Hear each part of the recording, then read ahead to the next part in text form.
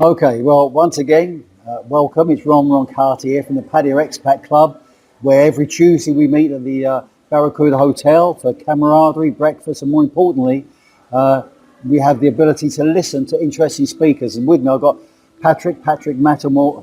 Have I pronounced that right, Patric Mattimore? You did right. Okay, all right, with me, and very interesting talk. By the way, you'll probably hear the music in the background where we're getting ready for the Christmas season, but interesting. You spoke about blandstanding. Would you like to say briefly what on earth blandstanding is? Well, it's a made-up word, but I think what I mean it to mean is taking journalism and making it bland or make it boring, getting rid of a lot of the sensationalism that's been put into journalistic language. Interesting, because your background is journalism, is that right? Yeah. A little bit about your background for everyone. Well, I used to write op-eds for Whoa. When I was in the U.S., China, also in Thailand.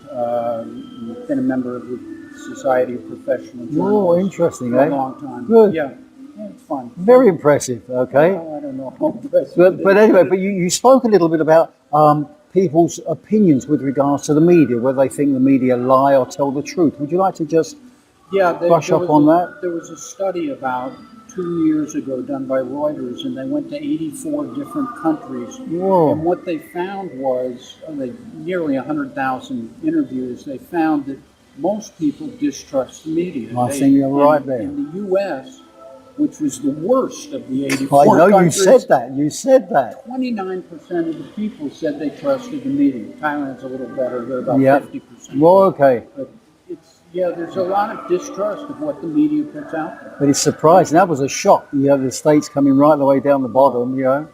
Unreal. Yeah, I don't know how big a shock it was. Well, I know, true. Okay, I'll try to be kind, okay. But listen, you also, we spoke about blandstanding, but you mentioned grandstanding. So what's the difference between grandstanding and blandstanding? Well, I think grandstanding is what the media feels like they have to do. They have to turn everything into a big story. Yes. Breaking news. You're right there. Please. Yep. All those types of things when they're not reporting on anything that's particularly significant. And so I think they have to, if you want to get a more accurate, more objective media, I think you have to take a step back from that, realize that what has to happen is that you have to try to get away from things like financial incentives for being the biggest, the best, the first, all those kinds of things. Because that controls a lot of the media. People don't realize that. Well, I don't know whether people realize it or they just disregard it. But probably. A lot of times, I gave the example today of Fox News settling a nearly $750 million That's unreal. Against a voting machine. The voting machine company received that money from Fox because Fox was lying about what the machines did in the 2020 election. But let me ask a question, okay? How come Fox News was prosecuted or whatever, and none of the other channels at all? Because I'm sure they also get up to the same. Well, this specifically, this wasn't a prosecution. It was a suit. Okay. A lot of civil suit. Is that right? Yes. And it was specifically brought by. Actually, it turns out two, but this was the one that was settled. A voting machine company in which Fox was claiming that they were rigging the election in favor of President Biden. Why they don't do other companies, I suppose a lot of it depends on whether somebody decides, okay, you've been libeling us, which is what this company decided. Interesting, but the talk was very interesting. A lot of feedback, a lot of questions at the end, all right? But I'm going to come away a little bit from journalism now because you mentioned something that I found very interesting right at the end where language and the perception, so the language you use and the perception that it gives people. So would you just like to say a little bit about that? Yeah, my background really is more in teaching, and I taught psychology okay, well that's the same. for many years. Yeah.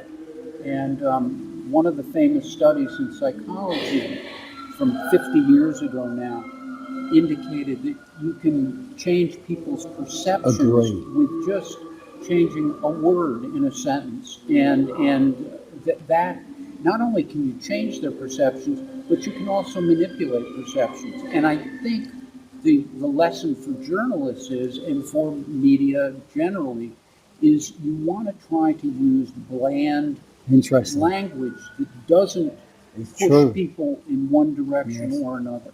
But your slide said that was that. What was that quote about the smash and? Yeah, I don't know that I had a quote. No. You just mentioned something about. I like the phrase you used, or what was it?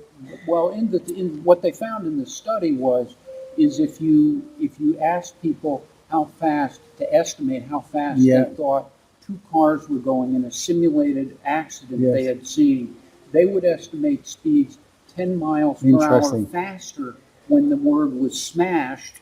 How far fast do you think the cars were going when they smashed each other, as opposed to how fast do you think the cars were going when they hit each other? Interesting. Just that one word. Yeah. And in fact, they ended up reporting that they also were twice as likely to report seeing broken glass. It's true, you mentioned that. I like what was on your slide. I'll probably get that slide posted during this clip or whatever it is. But other than that, I'm going to say thank you very much. Any last words for the viewers, for anybody, with regards to journalism and how to... I guess the only last word I had, Ron, is that it's also incumbent upon people to